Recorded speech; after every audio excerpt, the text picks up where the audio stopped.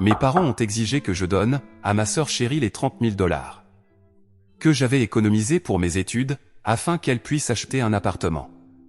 J'ai 19 ans, je suis un homme et je suis actuellement étudiant à l'université. Ma relation avec ma famille a toujours été un peu tendue, principalement à cause de la façon dont je suis différent d'eux. J'ai travaillé dur pour obtenir ce que j'ai, en maintenant de bonnes notes et en obtenant même une bourse pour l'université. Je pensais que mes efforts finiraient par me valoir du respect, mais ce n'était pas le cas. Mes parents ont toujours favorisé ma sœur. Elle est gâtée, égocentrique et habituée à obtenir ce qu'elle veut. Cela fait longtemps que j'ai compris qu'ils la considèrent comme l'enfant doré, tandis que je ne suis que le responsable, celui qui est censé gérer les choses par lui-même. Chaque fois qu'elle fait une erreur, c'est moi qui dois tout arranger ou faire des sacrifices pour elle. Au fil des ans, j'ai réussi à économiser 30 000 $. Pour mes études. Cela n'a pas été facile, j'ai gagné la plupart de cet argent en travaillant à temps partiel et grâce à des bourses. Cet argent représente tout pour moi, c'est mon billet pour un avenir où je ne dépends de personne. Mais pour mes parents, c'était apparemment juste une autre ressource à exploiter lorsque ma sœur manquait d'argent. Ma sœur Sarah a 24 ans, mais on ne le devinerait pas en voyant comment elle se comporte. Elle a été choyée toute sa vie, obtenant toujours ce qu'elle veut sans lever le petit doigt. Actuellement, elle est sans emploi et cela fait un certain temps. Elle prétend qu'elle se cherche, mais en réalité, elle ne fait que paresser sans rien faire. Malgré cela, elle a décidé qu'elle avait besoin d'un nouvel appartement, quelque chose de chic dans un bon quartier de la ville. Bien sûr, elle n'a ni économie ni revenu pour se le permettre. Un soir, mes parents m'ont convoqué et m'ont dit que Sarah avait trouvé l'endroit parfait, mais qu'il lui manquait de l'argent pour la compte. Ils m'ont demandé de leur donner toutes mes économies pour l'université, soit 30 000 $, pour l'aider à obtenir l'appartement. J'étais stupéfait, ils ne m'ont pas demandé, ils ont exigé. Et puis est venue la goutte d'eau, si je refusais, ils ont dit que je pouvais faire mes valises et partir. Ils ont clairement montré que mon avenir leur importait moins que de s'assurer que Sarah était à l'aise. Ils ne se sont pas arrêtés là. Ma mère a sorti le vieux refrain « La famille passe avant tout », et mon père a dit quelque chose comme « Sarah a toujours été là pour toi », ce qui est un mensonge total. Ils ont essayé de me manipuler émotionnellement, disant que si j'étais un bon frère, je ferais cela sans hésiter.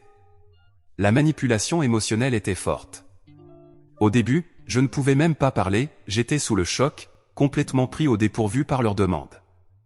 Je leur ai demandé comment ils pouvaient penser qu'il était juste de prendre tout ce pour quoi j'avais travaillé et de le donner à Sarah, qui n'avait rien fait pour se débrouiller seule.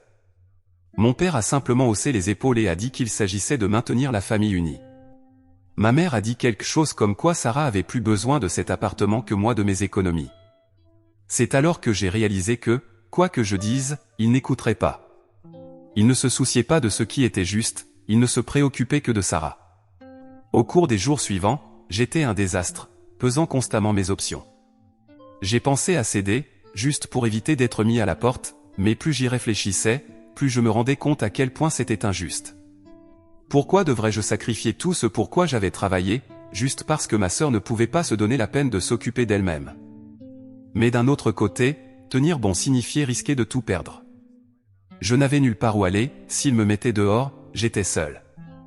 J'ai même envisagé de contacter certains membres de ma famille éloignée, mais je savais que cela ne servirait à rien, la plupart d'entre eux étaient aussi aveuglés par l'acte de Sarah que mes parents.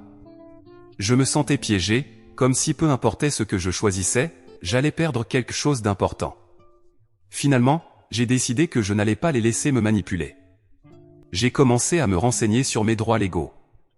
Je savais qu'en tant qu'adulte, ils ne pouvaient pas simplement prendre mon argent sans mon consentement. J'ai également pris soin de sécuriser tous mes documents importants, certificats de naissance, passeport, informations bancaires, au cas où les choses tourneraient mal. J'ai même commencé à emballer discrètement certains de mes objets de valeur et à les emmener chez un ami, au cas où je devrais partir précipitamment. Je savais que je devais être prêt pour le pire des scénarios, être mis à la porte sans nulle part où aller. Alors, j'ai contacté le bureau du logement de mon université pour voir s'ils avaient des logements d'urgence disponibles. Ils n'en avaient pas, mais ils m'ont dirigé vers certaines ressources locales qui pouvaient m'aider.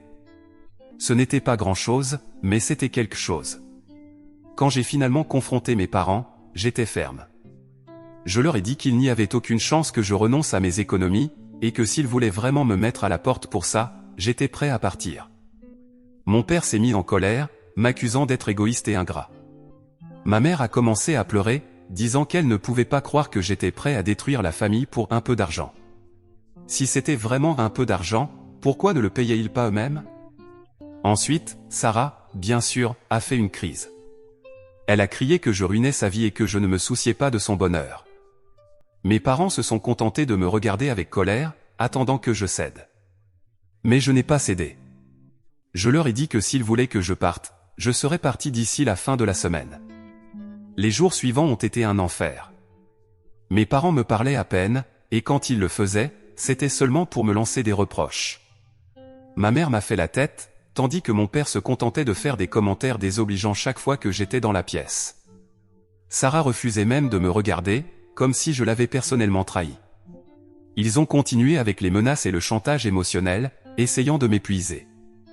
Malgré l'environnement hostile, j'ai continué à me préparer à partir. J'ai secrètement transféré le reste de mes objets de valeur chez mon ami et j'ai pris des dispositions pour rester chez lui temporairement si nécessaire. J'ai également contacté d'autres amis, leur expliquant ce qui se passait. Ils ont offert leur soutien et ont même suggéré que je prenne des mesures légales si les choses empirent. Le point de rupture est survenu un matin, lorsque j'ai découvert que mes parents avaient tenté d'accéder à mon compte bancaire. Ils pensaient pouvoir simplement prendre l'argent et gérer les conséquences plus tard. Mais j'étais un pas en avant. J'avais déjà vidé le compte et l'avais fermé. Quand ils ont réalisé ce que j'avais fait, ils étaient furieux. Mon père m'a crié dessus, m'accusant d'être ingrat et disant que je détruisais la famille. Ma mère s'est contentée de pleurer et de me demander comment je pouvais leur faire ça. Mais je n'ai pas cédé. Je leur ai dit qu'ils avaient franchi une ligne et que j'en avais assez d'être leur bouc émissaire. S'ils voulaient que je parte, je partirais, mais ils n'obtiendraient pas un seul centime de mon argent. Je savais que partir en silence leur permettrait simplement de manipuler l'histoire à leur guise, alors j'ai décidé de prendre le contrôle du récit. J'ai publié un compte-rendu détaillé de ce qui s'était passé sur les réseaux sociaux. J'ai tout inclus, comment ils avaient essayé de me forcer à renoncer à mes économies, les menaces, la manipulation émotionnelle. J'ai même posté des captures d'écran de leurs textos et de l'alerte bancaire montrant leur tentative d'accéder à mon compte. Pour m'assurer que le message était clair, j'ai tagué non seulement mes parents et ma sœur, mais aussi certains de leurs amis et des membres de la famille élargie. Je voulais que tout le monde sache la vérité. La réaction a été immédiate et écrasante. La plupart des gens étaient de mon côté, offrant leur soutien et critiquant le comportement de mes parents et de ma sœur. Certains membres de ma famille élargie m'ont contacté, choqués et déçus par ce qu'ils avaient appris, ils n'avaient aucune idée que les choses étaient si mauvaises. Quelques personnes, principalement les amis proches de mes parents, ont tenté de les défendre, mais ils ont été noyés par les critiques. Il n'a pas fallu longtemps pour que la nouvelle se propage. Les collègues et amis de mes parents ont commencé à s'éloigner d'eux, et leur image soigneusement élaborée de la famille parfaite s'est effondrée. Ma mère, qui était fière de son statut social, s'est retrouvée exclue de ses cercles habituels. Et Sarah a perdu sa chance d'obtenir l'appartement qu'elle voulait tant, et personne ne s'est précipité pour lui en offrir un autre. Après l'affrontement, j'ai emménagé chez un ami solidaire. Ce n'était pas idéal, mais c'était mieux que de rester dans cet environnement toxique. S'adapter à l'indépendance a été difficile, mais cela a aussi été libérateur. Je pouvais enfin me concentrer sur mes études et mon avenir, sans avoir à me soucier constamment de ce que ma famille allait essayer de me prendre ensuite. Mes parents n'ont pas bien pris les conséquences. Ils ont inondé mon téléphone d'appels et de messages, alternant entre menaces et supplications désespérées pour que je retire la publication et que je rentre à la maison. Ils ont même tenté de changer la narration, affirmant que j'avais exagéré et qu'ils essayaient seulement d'aider Sarah dans une situation difficile. Mais à ce moment-là, il était trop tard, tout le monde connaissait la vérité. J'ai décidé de maintenir une position de non-contact stricte. Je les ai bloqués sur toutes les plateformes et je me suis assuré qu'ils ne pouvaient plus me joindre. J'ai également consulté un avocat sur la possibilité d'obtenir une ordonnance restrictive s'ils ne cessaient pas. Ce n'était pas une décision facile, mais c'était nécessaire. Je ne pouvais pas les laisser me tirer vers le bas.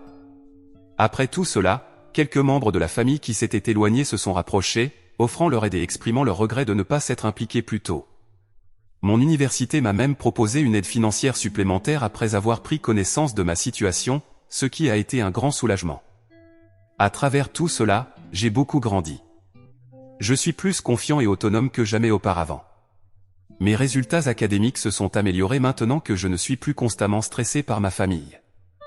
J'ai également fait de nouveaux amis et construit un réseau de soutien sur lequel je peux vraiment compter. En regardant vers l'avenir, je me concentre sur l'obtention d'une indépendance financière complète. Je pense également sérieusement à couper les liens avec ma famille pour de bon. Le cycle de toxicité a duré assez longtemps, et je suis déterminé à y mettre fin. Ce ne sera pas facile, mais je suis résolu à construire un avenir meilleur pour moi, un avenir où je n'aurai pas constamment à regarder par-dessus mon épaule, en attendant la prochaine trahison. Mise à jour 1, environ 3 mois se sont écoulés depuis que j'ai publié mon histoire originale, et beaucoup de choses se sont passées. Je tiens à remercier tout le monde pour leur soutien et leurs conseils, ils m'ont vraiment aidé à traverser des moments difficiles. Après avoir déménagé et rendu public ce qui s'était passé, les choses sont devenues assez folles. Mes parents et Sarah n'ont pas bien réagi. Ils ont continué à essayer de me contacter, alternant entre des menaces furieuses et des tentatives de manipulation émotionnelle. Je suis resté ferme sur ma règle de non-contact, mais ce n'était pas facile. Environ une semaine après mon départ, ma mère s'est présentée chez mon amie, où je logeais. Je n'ai aucune idée de comment elle a découvert où j'étais. Elle pleurait et me suppliait de rentrer à la maison, disant qu'ils avaient fait une erreur et qu'ils voulaient arranger les choses. J'ai failli me sentir mal pour elle, mais ensuite, elle a commencé à dire que je détruisais la famille et que Sarah souffrait à cause de moi. C'est à ce moment-là que j'ai su que rien n'avait vraiment changé. Je lui ai dit de partir ou j'appellerai la police. Elle est partie, mais pas avant de dire que je lui brisais le cœur. Le lendemain, mon père a appelé mon université, essayant d'obtenir des informations sur mes cours et mon emploi du temps. Heureusement, j'avais déjà parlé à l'administration de ma situation, donc ils ne lui ont rien donné, mais cela m'a terrifié de voir qu'il essayait de me traquer de cette manière. Les choses ont empiré lorsque Sarah a commencé à apparaître dans les endroits que je fréquentais, la bibliothèque, le café près du campus, et même devant certaines de mes classes. Elle a essayé de m'acculer, alternant entre me crier dessus pour avoir ruiné sa vie et me supplier de lui donner l'argent. C'est devenu si mauvais que j'ai dû changer mes habitudes et demander à des amis de m'accompagner entre les cours. Environ un mois après mon départ, j'ai reçu un appel de ma tante, la sœur de ma mère. Elle a dit qu'elle voulait me rencontrer et parler. J'étais réticent, mais elle avait toujours été gentille avec moi, alors j'ai accepté de la rencontrer dans un endroit public. Quand je suis arrivé, j'ai découvert que mes parents l'avaient mise dans le coup et qu'ils se cachaient à une table voisine, attendant de me voir. Je me suis senti tellement trahi. Je suis parti immédiatement et j'ai aussi bloqué le numéro de ma tante. La chute sociale a continué. Mes parents ont essayé de faire des dommages et intérêts en publiant leur propre version des faits, prétendant que j'étais un enfant à problème qui leur avait volé de l'argent et s'était enfui. Certaines personnes les ont crues, mais la plupart ont vu à travers leurs mensonges. C'était difficile de voir des amis de la famille et des parents éloignés prendre parti, mais j'étais reconnaissant envers ceux qui me soutenaient. Sarah a poussé les choses à un autre niveau. Elle a lancé une campagne GoFundMe, prétendant qu'elle était victime d'abus financiers et qu'elle avait besoin d'aide pour échapper à une situation familiale toxique. Elle a utilisé mon nom dans la campagne, déformant l'histoire pour que je paraisse être l'abuseur. J'ai dû engager un avocat pour faire retirer la campagne. En parlant d'avocat, mes parents ont menacé de prendre des mesures légales contre moi. Ils ont prétendu que je leur devais de l'argent pour m'avoir élevé et qu'ils avaient droit à mes économies. C'était ridicule, mais cela m'a suffisamment effrayé pour que je cherche des conseils juridiques. L'avocat m'a assuré qu'il n'avait aucun dossier, mais il m'a conseillé de continuer à tout documenter, au cas où.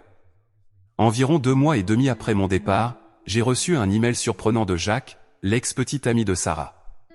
Ils avaient rompu quelques mois avant que tout cela n'arrive, et j'avais toujours pensé que c'était un gars bien qui s'était laissé entraîner dans le drame de ma famille.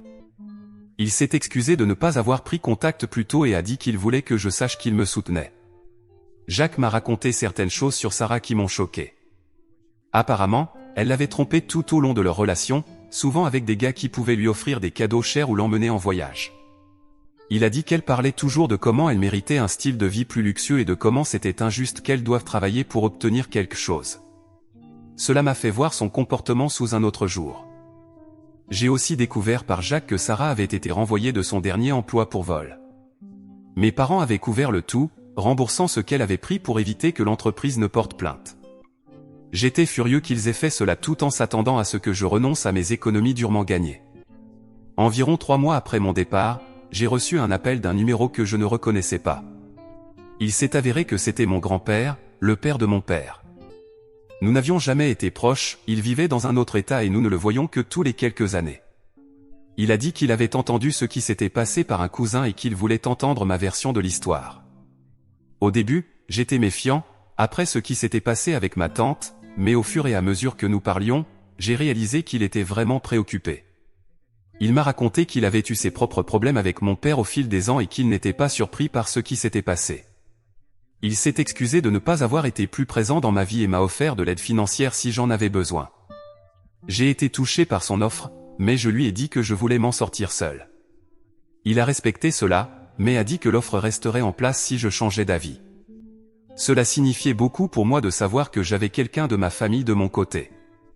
La conversation avec mon grand-père m'a rendu curieux au sujet d'autres membres de la famille avec lesquels j'avais perdu le contact. J'ai contacté quelques cousins du côté de ma mère avec qui je m'entendais toujours bien. L'une d'entre eux, Megan, m'a dit qu'elle avait également eu ses propres problèmes avec mes parents et Sarah au fil des ans. Megan m'a raconté quelque chose qui m'a extrêmement énervé, car je n'en avais aucune idée pendant que je vivais avec eux il y a quelques années. Elle traversait un divorce difficile et avait besoin d'un endroit où rester pendant quelques semaines. Mes parents lui avaient initialement offert de rester avec eux, mais ensuite Sarah s'était plainte qu'elle ne voulait pas que Megan envahisse son espace. Mes parents avaient expulsé Megan après seulement 3 jours, la laissant dormir sur les canapés des amis jusqu'à ce qu'elle puisse trouver un appartement. Je n'arrivais pas à croire qu'ils fassent cela à la famille, tout en exigeant que je renonce à tout pour Sarah. Pendant que tout cela se passait, j'essayais encore de résoudre ma situation de logement. Les parents de mon ami ont été assez gentils pour me laisser rester avec eux, mais je savais que cela ne pouvait pas être une solution à long terme. J'ai commencé à chercher un appartement bon marché près du campus, mais tout était hors de ma portée financière. Quelques jours plus tard, je suis tombé sur l'une des amies de Sarah à l'épicerie. Elle a essayé de me culpabiliser, disant que Sarah était déprimée et que c'était de ma faute. Je lui ai demandé si Sarah lui avait raconté toute l'histoire. Elle a admis qu'elle ne connaissait que la version de Sarah. Je lui ai donné ma version des faits et j'ai vu le doute apparaître sur son visage. Elle est partie l'air perplexe, et j'ai ressenti une petite satisfaction. Le lendemain, j'ai reçu un appel de la banque. Quelqu'un avait essayé d'accéder à mon nouveau compte en utilisant mon numéro de sécurité sociale. La banque l'avait signalé comme activité suspecte et l'avait bloqué. J'ai immédiatement su que cela devait être mes parents. J'ai déposé une plainte à la police et j'ai commencé le processus de gel de mon crédit. J'étais bouleversé par la mesure dans laquelle ils étaient prêts à aller. J'ai décidé qu'il était temps de prendre des mesures plus sérieuses. Je suis retourné voir l'avocat que j'avais consulté plus tôt et j'ai commencé le processus d'obtention d'une ordonnance restrictive contre mes parents et Sarah. C'était une mesure drastique, mais j'avais l'impression de ne pas avoir d'autre choix. Le jour avant l'audience pour l'ordonnance restrictive, j'ai reçu un appel frénétique de ma mère. Elle pleurait, disant qu'elle avait entendu parler de l'audience et me suppliant de ne pas aller jusqu'au bout. Elle a dit que cela détruirait la famille et ruinerait leur vie. Je lui ai dit qu'ils auraient dû y penser avant d'essayer de me voler et de me harceler, et j'ai raccroché. L'audience elle-même a été intense. Mes parents et Sarah sont venus avec leur propre avocat. Ils ont essayé de me faire passer pour un enfant ingrat et à problème qui se vengeait de sa famille aimante. Mais j'avais des preuves, les textos, les emails, les publications sur les réseaux sociaux, les relevés bancaires. Le juge a vu à travers leur acte et a accordé l'ordonnance restrictive. Après l'audience, alors que je quittais le tribunal, Sarah a essayé de m'approcher une dernière fois. Elle avait l'air terrible, comme si elle n'avait pas dormi. Elle a commencé à dire quelque chose sur le fait qu'elle était désolée, mais son visage s'est tordu et elle a craché « J'espère que tu es heureux maintenant que tu as détruit nos vies. » Une amie l'a éloignée. Ce fut la dernière fois que je l'ai vue. J'ai également commencé à chercher un travail à temps partiel pour aider à couvrir mes frais de subsistance. C'est difficile de jongler entre le travail et les études, mais ça fait du bien d'être complètement indépendant. Je ne vais pas mentir, ces derniers mois ont été difficiles. Il y a des jours où ma famille me manque, même si c'était une famille dysfonctionnelle. Les fêtes sont particulièrement dures. Donc voilà où en sont les choses maintenant. Je suis encore en train de digérer tout ce qui s'est passé, mais je vais de l'avant. Dernière mise à jour. Cela fait environ 1 an depuis ma dernière mise à jour, et je n'arrive pas à croire à quel point tout a changé. Je veux remercier tout le monde pour leur soutien continu tout au long de ce voyage. Votre encouragement a signifié plus que vous ne pouvez l'imaginer. Après l'audience pour l'ordonnance restrictive, les choses ont été calmes pendant un certain temps. Je pensais que peut-être ma famille avait finalement compris le message. Mais vous savez ce qu'on dit, le calme avant la tempête. Il y a environ 3 mois, j'ai reçu un appel inattendu de mon oncle, le frère de mon père. Nous n'avions jamais été proches, mais il semblait vraiment inquiet. Il m'a dit que les choses avaient dégénéré avec mes parents et Sarah. Apparemment, Sarah s'était impliquée avec des gens louches et leur devait beaucoup d'argent. Mes parents, dans leur infinie sagesse, avaient contracté une deuxième hypothèque sur la maison pour essayer de rembourser ses dettes, mais ce n'était pas suffisant. Un soir, ces personnes à qui Sarah devait de l'argent sont apparues chez mes parents. Les choses ont mal tourné. Mon oncle n'avait pas tous les détails, mais il a dit que la police était impliquée et que mon père avait fini à l'hôpital avec un bras cassé. C'est là que ça devient vraiment tordu. Mes parents, malgré tout, essaient encore de protéger Sarah. Ils ont dit à la police que c'était juste un cambriolage aléatoire, mais la vérité s'est répandue dans la famille sur ce qui s'était réellement passé. Quelques jours après l'appel de mon oncle, j'ai commencé à recevoir à nouveau des messages de mes parents. Je les ai débloqués parce qu'après tout, ce sont toujours mes parents. Grossière erreur. Ils me suppliaient de rentrer à la maison, disant qu'ils avaient besoin de mon aide. Ils ont même essayé de me culpabiliser en disant que si je leur avais donné l'argent quand ils l'avaient demandé, rien de tout cela ne serait arrivé. Vous y croyez? Ils essaient encore de faire en sorte que ce soit de ma faute d'une manière ou d'une autre. J'ai ignoré leur message. J'ai également réussi à économiser suffisamment pour déménager de chez mon ami dans un meilleur appartement dans un immeuble plus sécurisé. C'est un peu plus loin du campus, mais ça vaut le coup pour la tranquillité d'esprit. Mais ensuite, Sarah est apparue à mon appartement, ignorant l'ordonnance restrictive. Je n'ai aucune idée de comment elle a découvert où je vivais, car je venais de déménager. Elle était en pleurs, suppliant pour de l'argent, disant qu'elle était en danger. Je lui ai dit de partir ou j'appellerais la police. Elle a crié que je la tuais et que si quelque chose lui arrivait, ce serait de ma faute. C'était horrible. J'ai appelé mon avocat juste après ça, et nous sommes en train de prolonger l'ordonnance restrictive pour inclure mon adresse actuelle. J'ai également dû informer mon propriétaire et mes voisins de la situation, au cas où Sarah ou mes parents essaieraient quelque chose. En plus de tout ce drame, j'ai découvert par d'autres membres de la famille que mes parents racontaient à tout le monde que c'était moi qui avais mis Sarah dans le pétrin. Ils prétendent que je l'ai présentée à ces personnes louches et que je leur dois aussi de l'argent. C'est complètement faux, mais certains parents y croient. J'ai dû bloquer beaucoup de gens sur les réseaux sociaux à cause des messages haineux que je recevais. Malgré tout ça, j'ai fait de nouveaux amis formidables au cours de l'année écoulée. Ils sont devenus une sorte de famille choisie pour moi.